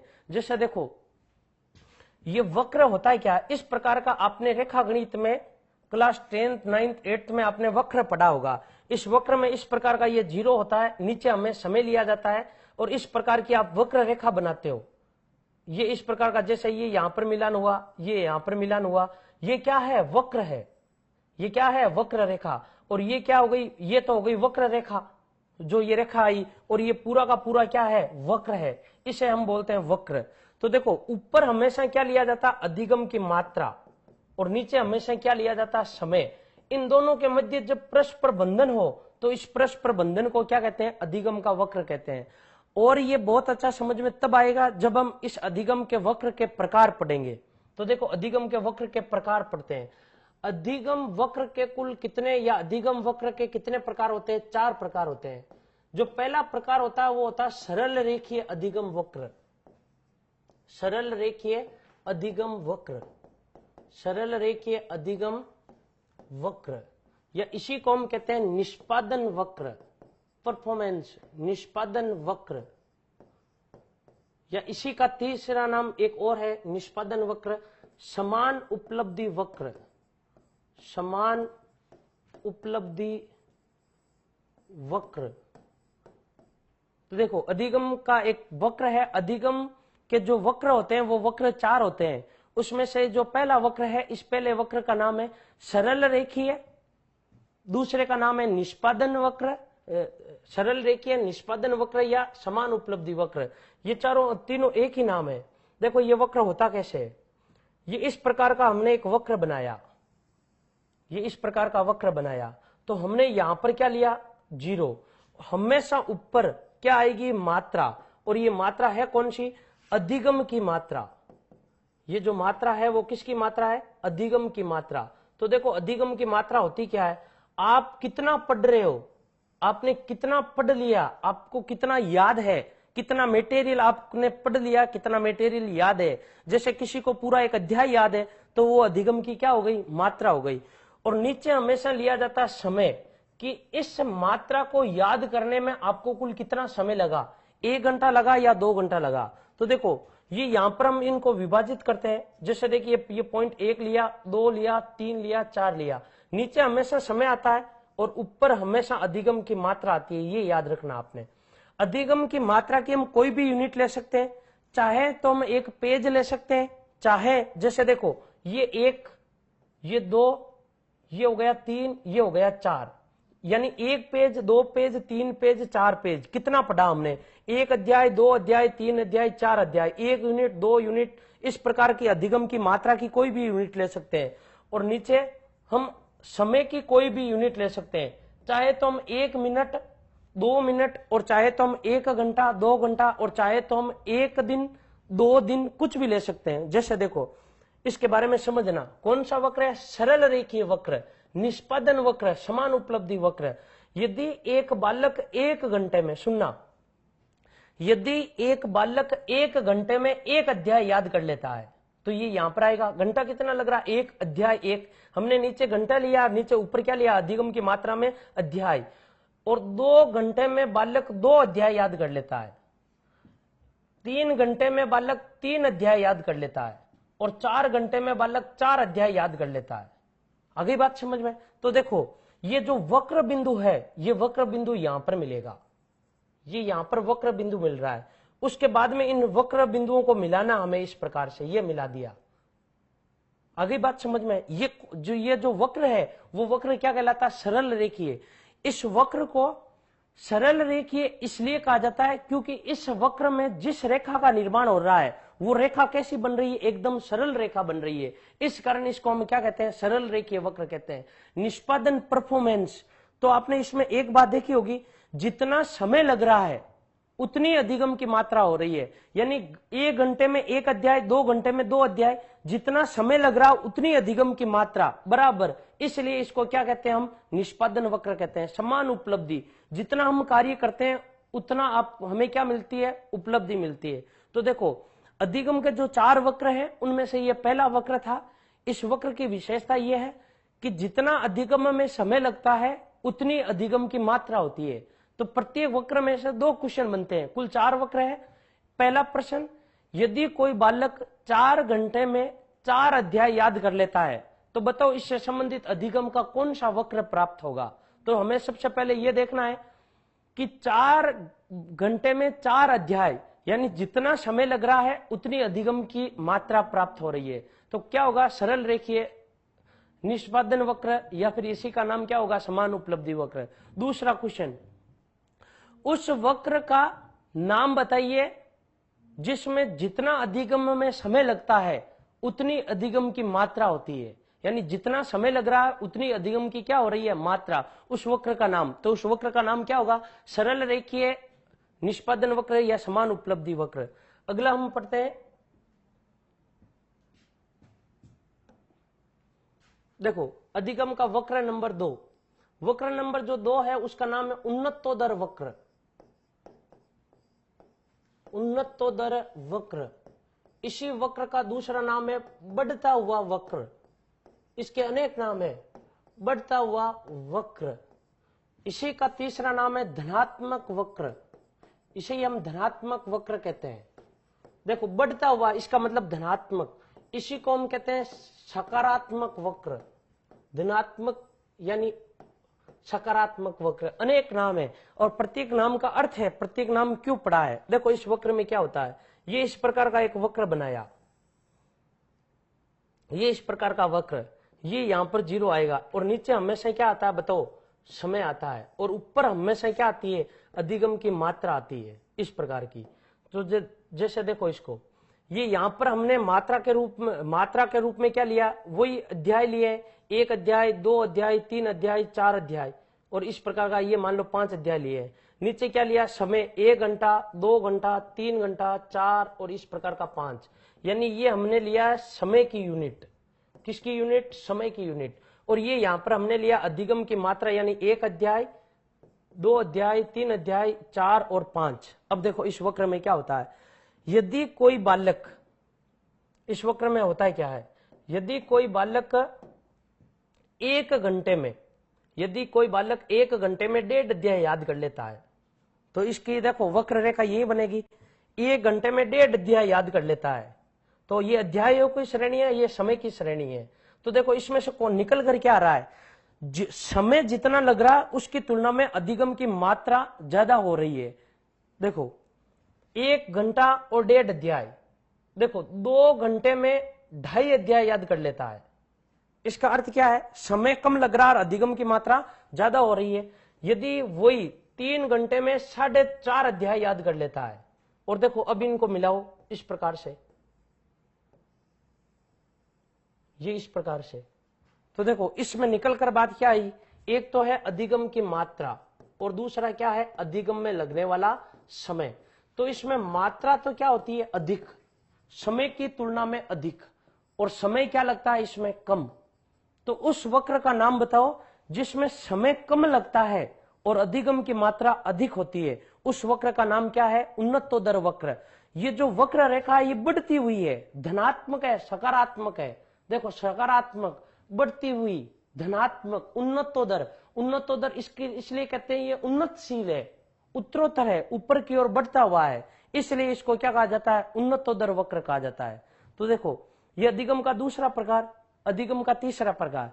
इस प्रकार में यदि प्रश्न आता है तो कैसे आएगा, यदि कोई बालक 2 घंटे में 3 अध्याय याद कर लेता है, यदि कोई बालक 2 घंटे में 3 अध्याय याद कर लेता है, तो बताओ उससे संबंधित अधिगम का कौन सा वक्र प्राप्त होगा। तो देखो समय कितना है, 2 घंटे, अध्याय कितने हैं, 3, यानी समय कम और अध्याय ज्यादा, मात्रा ज्यादा। इसका मतलब कौन सा वक्र होगा, बढ़ता हुआ वक्र होगा। अधिगम का तीसरा वक्र, अधिगम का जो तीसरा वक्र है उसका नाम है नतोदर वक्र। अधिगम का जो तीसरा वक्र है उस वक्र का नाम है नतोदर वक्र। इसी का दूसरा नाम है घटता हुआ वक्र। वो बढ़ता हुआ था और ये कौन सा है, घटता हुआ वक्र, घटता हुआ वक्र। इसी का नाम है ऋणात्मक वक्र, ऋणात्मक वक्र। और इसी का तीसरा नाम क्या है, नकारात्मक वक्र, नकारात्मक वक्र। देखो इस वक्र में क्या होता है, ये इस प्रकार का वक्र, ये यहां पर क्या है 0, और ये ऊपर हमेशा अधिगम की मात्रा, और ये नीचे क्या है, समय। तो नीचे हम क्या लेंगे, समय की यूनिट, ये इस प्रकार की समय की यूनिट ले ली हमने, 1 घंटा वही 4 घंटे ले लिए, यहां पर 4 अध्याय ले लिया। अब देखो इसमें क्या होता है, एक बालक यदि 1 घंटे में आधा अध्याय याद कर पाता है, यदि एक बालक 1 घंटे में आधा अध्याय याद कर पाता है, और 2 घंटे में 1.5 अध्याय याद कर लेता है, और 3 घंटे में 2 अध्याय याद कर लेता है, और 4 घंटे में 2.5 अर्थात 2.5 अध्याय याद कर लेता है। इसका अर्थ क्या है, देखो समय तो लग रहा है ज्यादा, ये यहां पर क्या हो गई, अधिगम की यूनिट हो गई, और ये यहां पर क्या हो गए, ओवर्स, घंटे हो गए। तो 4 घंटे में देखो 2.5 अध्याय याद हो रहे हैं। इसका जो वक्र रेखा बनेगी वो इस प्रकार की बनेगी। तो बताओ ये वक्र रेखा घटती हुई है या बढ़ती हुई है, घटती हुई है, इस कारण इसे क्या कहा जाता है, घटता हुआ वक्र कहा जाता है। तो घटता हुआ वक्र क्या होता है, ऋणात्मक या फिर धनात्मक, नतोदर यानी नेगेटिव। इसका अर्थ क्या है, इस वक्र में देखो 2 बातें, इस वक्र में 2 बातें, एक तो है मात्रा और दूसरा क्या है, समय। इस वक्र में मात्रा तो क्या होती है, कम, और इस वक्र में समय क्या लगता है, अधिक। तो उस वक्र का नाम बताओ जिसमें मात्रा कम होती है और समय अधिक होता है, उस वक्र का नाम क्या है, नतोदर वक्र। यदि यहां से अवबोध पर आधारित कोई क्वेश्चन आता है, तो अवबोध पर आधारित क्वेश्चन कैसे आएगा, ऐसे आएगा, यदि कोई बालक 4 घंटे में 2 ही अध्याय याद कर पाता है, तो बताओ इससे संबंधित अधिगम का कौन सा वक्र प्राप्त होगा। तो इससे संबंधित अधिगम का जो वक्र प्राप्त होगा उसका नाम क्या होगा, नतोदर वक्र। तो देखो अधिगम के कितने वक्र पढ़ लिए, 4 वक्र पढ़ लिए, 3 वक्र पढ़ लिए। अधिगम का ये कौन सा वक्र है, चौथा वक्र है, और जो चौथा वक्र है उसका नाम है मिश्रित वक्र। कौन सा वक्र, मिश्रित वक्र। और इसी वक्र का जो दूसरा नाम है वो है सर्पिलाकार वक्र। कौन सा वक्र, सर्पिलाकार वक्र, और इंग्लिश में इसे बोलते हैं S type curve. S type curve, इस वक्र को बोलते हैं एस टाइप कर्व। एस का मतलब है shaped type curve. S type curve इस वक्र को क्यों कहा जाता है? जैसे देखो ये एक वक्र बनाया हमने, अब देखो एस टाइप इसलिए कहा जाता है क्योंकि इस वक्र में लगभग इस प्रकार की रेखा बनती है, इस प्रकार की वक्र रेखा बनती है। तो जो वक्र रेखा बन रही है इस वक्र में, तो वो वक्र रेखा किस प्रकार की? एस टाइप की। इस कारण इसे क्या कहा जाता है? एस टाइप कर्व है, शेपेड टाइप। देख रहे हैं इसमें इसी प्रकार की बनेगी। इस वक्र में होता है क्या है, ये 0 ये समय की यूनिट, नीचे हमेशा समय की यूनिट आती है और ऊपर अधिगम की हमेशा मात्रा आती है। तो इस वक्र में देखो, इस वक्र में याद रखना, इस वक्र में आरंभ में समय कम लगता है, समय ज्यादा लग रहा है और अधिगम की मात्रा कम हो रही है। यानी देखो एक बालक एक घंटे में कुल कितने अध्याय याद कर पा रहा है? 1 घंटे में आधा अध्याय याद कर पा रहा है। इसका अर्थ क्या है? समय लग रहा है ज्यादा और अधिगम की मात्रा क्या हो रही है? कम। 2 घंटे में 1.5 अध्याय याद कर लेता है। 2 घंटे में कितने? 1.5 अध्याय। इसका अर्थ क्या है? समय ज्यादा लग रहा है और अधिगम की मात्रा कम हो रही है। लेकिन उसके बाद में 3 घंटे में बालक 3.5 अध्याय याद कर लेता है और 4 घंटे में बालक 5 अध्याय याद कर लेता है। तो इसका अर्थ क्या है? इस वक्र में 2 श्रेणियां बनती है अधिगम की। देखो एक तो मात्रा और अधिगम में लगने वाला समय। अब देखो इस वक्र में आरंभ में क्या होता है? आरंभ का दृश्य क्या था? मात्रा। एक आरंभ में और एक बाद में अंत में जब समापन हुआ था तब। आरंभ में इसमें मात्रा तो होती है कम, लेकिन बाद में मात्रा होती है इसमें ज्यादा। वैसे इसमें आरंभ में समय लगता है ज्यादा और बाद में समय लगता है कम। तो जैसे देखो यहां आरंभ में समय ज्यादा लग रहा है, मात्रा कम हो रही है, समय ज्यादा लग रहा है, मात्रा कम हो रही है, और बाद में समय कम लग रहा है और मात्रा ज्यादा हो रही है। बाद में देखो समय कम लग रहा है बाद में और मात्रा ज्यादा हो रही है। आरंभ में समय ज्यादा लग रहा था और मात्रा कम हो रही थी। तो देखो इसमें जो इस प्रकार का निर्माण होता है वो एस टाइप की आकृति का निर्माण होता है, इस प्रकार का यूं। इस कारण इसको क्या कहा जाता है? एस टाइप कर्व कहा जाता है। अब जैसे देखो अधिगम के कितने वक्र हो गए? 4 वक्र हो गए। देखो कौन कौन से वक्र पढ़े थे हमने? पहला वक्र देखो सरल रेखीय वक्र, सरल रेखीय अधिगम वक्र, निष्पादन वक्र या समान उपलब्धि वक्र। देखो इस वक्र में क्या हो रहा था? जितना समय लग रहा था उतनी अधिगम की मात्रा हो रही थी, दोनों बराबर। दूसरे वक्र में क्या हो रहा है? उन्नतोदर वक्र। इस वक्र में समय अधिक लग रहा था, समय कम लग रहा था और अधिगम की मात्रा ज्यादा हो रही थी। देखो समय कम लग रहा है, अधिगम की मात्रा ज्यादा हो रही है, समय कम लग रहा है, अधिगम की मात्रा ज्यादा हो रही है। कौन सा वक्र है? उन्नतोदर वक्र। और जो तीसरा वक्र है वो तीसरा नतोदर वक्र। इस वक्र में क्या है? समय अधिक लग रहा है, अधिगम की मात्रा कम हो रही है, समय अधिक और अधिगम की मात्रा कम। इस वक्र का नाम क्या है? नतोदर वक्र। और अधिगम का जो चौथा वक्र है उस चौथे वक्र का नाम क्या है? मिश्रित वक्र या सर्पिलाकार वक्र। इंग्लिश में इसे बोलते हैं एस टाइप कर्व या शेपेड टाइप कर्व। अर्थात आरंभ में समय अधिक लगता है, मात्रा कम होती है, बाद में समय कम लगता है और अधिगम की मात्रा ज्यादा होती है। तो अगर ये अधिगम के क्या थे? वक्र थे। अब देखो हम एक अब टॉपिक पढ़ रहे हैं, नाम है अधिगम को प्रभावित करने वाले कारक। अधिगम को प्रभावित करने वाले कारक, प्रभावित करने वाले कारक।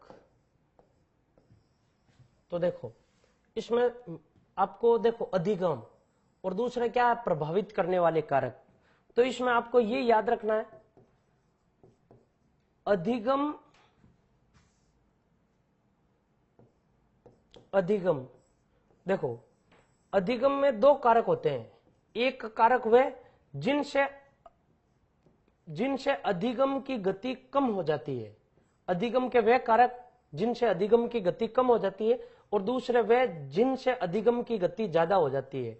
यानी वे सभी कारक अधिगम को प्रभावित करने वाले कारक हैं जिनसे गति या तो कम हो जाती है या अधिगम की गति क्या हो जाती है, ज्यादा हो जाती है, या तो अधिगम जिनसे ज्यादा हो जाता है या अधिगम उनसे क्या हो जाता है, कम हो जाता है। तो ऐसे अधिगम के जो कारक होते हैं वो अधिगम को प्रभावित करने वाले कारक होते हैं। जैसे देखो अधिगम को प्रभावित करने वाले कारक, सबसे पहले देखो अभिप्रेरणा।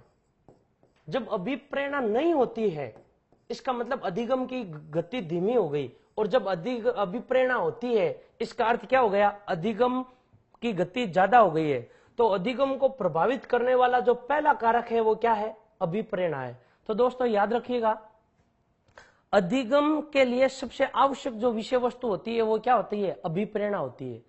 यदि आपके पास में अभिप्रेरणा नहीं है, आपके पास में जोश और जुनून नहीं है, आपके पास में जज्बा नहीं है, आप जिस विषय वस्तु को याद करना चाहते हो, आप जिस विषय वस्तु के प्रति प्रतिक्रिया कर रहे हो, उस विषय वस्तु को लेकर आपके लक्ष्य के प्रति यदि आपके अंदर अभिप्रेरणा नहीं है तो आपका अधिगम नहीं हो पाएगा।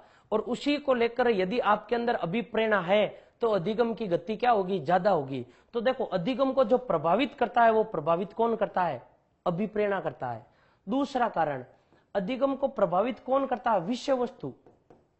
विषय वस्तु अधिगम को प्रभावित कैसे करती है, देखो आप अधिगम करने के लिए बैठे हो और विषय वस्तु मान लो सरल है, विषय वस्तु सुबोध है, विषय वस्तु सरल है, विषय वस्तु सुबोध है, और विषय वस्तु सामान्यीकृत है, विषय वस्तु सामान्यीकृत है, तो अधिगम कम होगा या ज्यादा होगा, अधिगम ज्यादा होगा। इसका मतलब, और विषय वस्तु यदि कठिन है, विषय वस्तु यदि बोधजन्य नहीं है, और विषय वस्तु यदि विशिष्टीकृत है तो अधिगम कम होगा।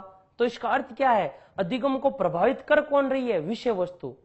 अधिगम का जो तीसरा है, अधिगम को प्रभावित करने वाला कारक, वो है वातावरण। अधिगम को प्रभावित करने वाला वातावरण। आपको वातावरण कैसा मिल रहा अधिगम करने के लिए, जैसे देखो नेत्र प्रिय वातावरण होगा, नेत्र प्रिय, यदि वातावरण कैसा है, नेत्र प्रिय। यदि वातावरण कैसा है, प्रदूषित रहित, प्रदूषित रहित। और यदि वातावरण कैसा है, वातावरण कैसा है, अनुकूल है, प्रतिकूल नहीं, अनुकूल है। यदि आप जिस वातावरण में रहते हो वो वातावरण आपके लिए अनुकूल है, जिस वातावरण में रहते हो वो प्रदूषण रहित है, और जिस वातावरण में रहते हो वो वातावरण यदि नेत्र प्रिय है तो अधिगम ज्यादा होगा या कम होगा, ज्यादा होगा। और यही यदि उल्टा हो जाता तो अधिगम क्या होगा, कम होगा। इसका मतलब ये क्या है, अधिगम को प्रभावित करने वाले कारक है। इसके बारे में अधिगम को प्रभावित और भी ऐसे कारक है जो अधिगम को प्रभावित करते हैं। जैसे नंबर 4, जब भी आप नवीन ज्ञान प्राप्त करने की कोशिश करते हो तो इस नवीन ज्ञान को प्राप्त करने में जो व्यक्ति का जो पूर्व ज्ञान होता है वो पूर्व ज्ञान हमेशा प्रभावित करता है। नवीन ज्ञान प्राप्त करने में पूर्व ज्ञान हमेशा प्रभावित करता है। यानी मान लो आज आप पहली बार अधिगम पढ़ रहे हो और इससे पहले आपने कभी अधिगम का शब्द ही नहीं सुना है, तो इसका मतलब नवीन ज्ञान प्राप्त कर रहे हो पहली बार। तो बताओ नवीन ज्ञान प्राप्त कैसा होगा, उसमें थोड़ी बहुत दिक्कत आएगी आपको। क्यों, क्योंकि इसका पूर्व ज्ञान नहीं है। और यदि यही अधिगम आपने पहले पढ़ रखा है और इसको पुनः पढ़ रहे हो तो अधिगम कैसा होगा, अच्छा होगा। इसका मतलब नवीन ज्ञान यानी अधिगम को पूर्व ज्ञान भी प्रभावित करता है, पूर्व ज्ञान भी अधिगम को क्या करता है, प्रभावित करता है। इसके अलावा जैसे अधिगम का 5 क्रम नंबर 5 या अधिगम को प्रभावित करने वाला कारक नंबर 5, विधियां। अधिगम आप जिन विधियों से कर रहे हो वो विधियां भी अधिगम को प्रभावित कर रही है। जैसे देखो विधियां जितनी मनोविज्ञान पर आधारित होगी, विधियां जितनी किस पर आधारित होगी, मनोविज्ञान पर आधारित होगी, अधिगम उतना ही ज्यादा होगा।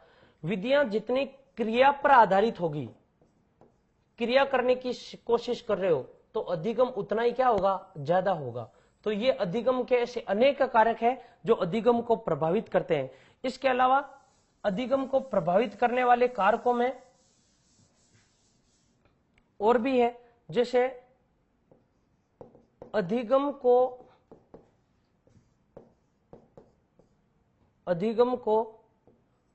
मानसिक विकास, अधिगम को मानसिक विकास, प्रभावित करता है।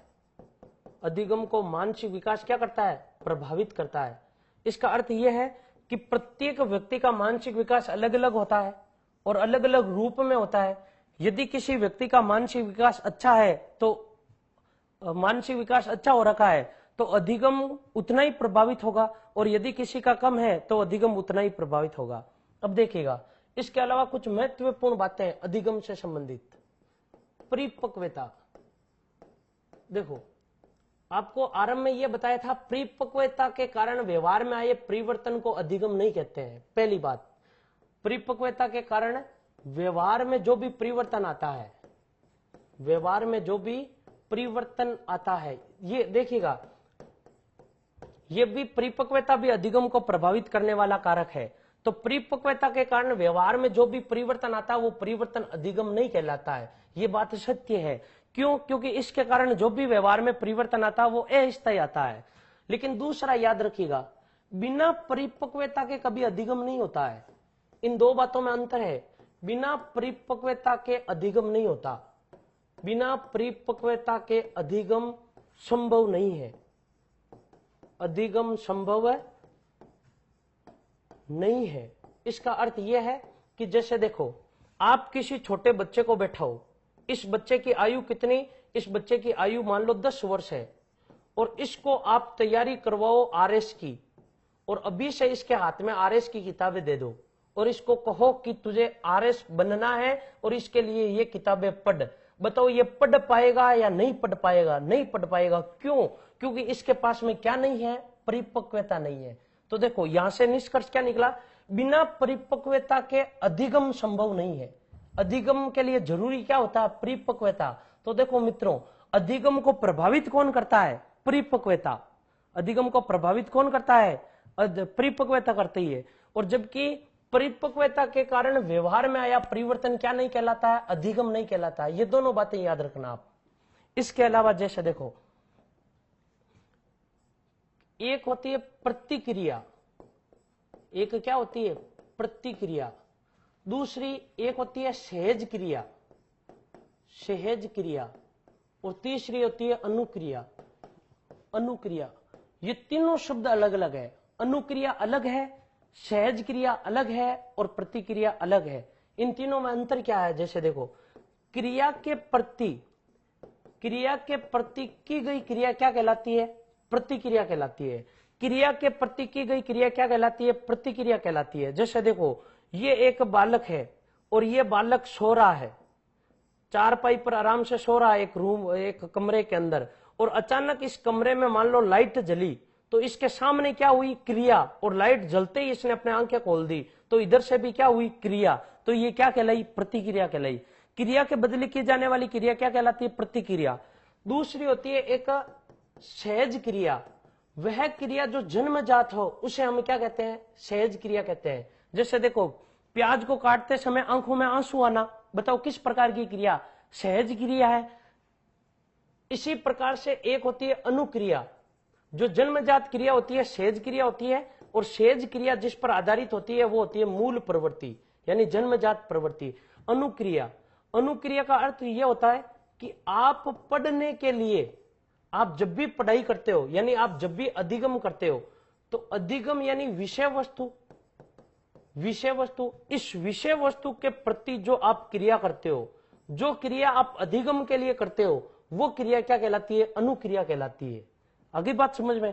अधिगम के लिए जो आप क्रिया करते हो, कुछ ना कुछ सीखने के लिए आप क्रिया करते हो, वो क्रिया क्या कहलाती है? अनुक्रिया कहलाती है।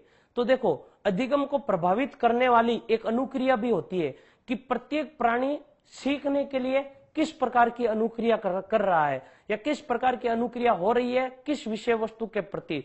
तो अनुक्रिया करने का तरीका क्या है? अनुक्रिया किन विधियों के द्वारा हो रही है, और अनुक्रिया करने का किस प्रकार का प्रकार है। तो ये सारी बातें अधिगम को प्रभावित करती है। तो मित्रों, आज हमने ये पढ़ा था अधिगम का अर्थ, अधिगम की परिभाषाएं, अधिगम की विशेषताएं, अधिगम के प्रकार, पक्ष और प्रभावित करने वाले कारक।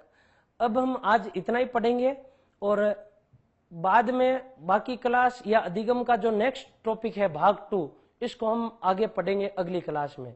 धन्यवाद। Click on the subscribe button to subscribe to our channel.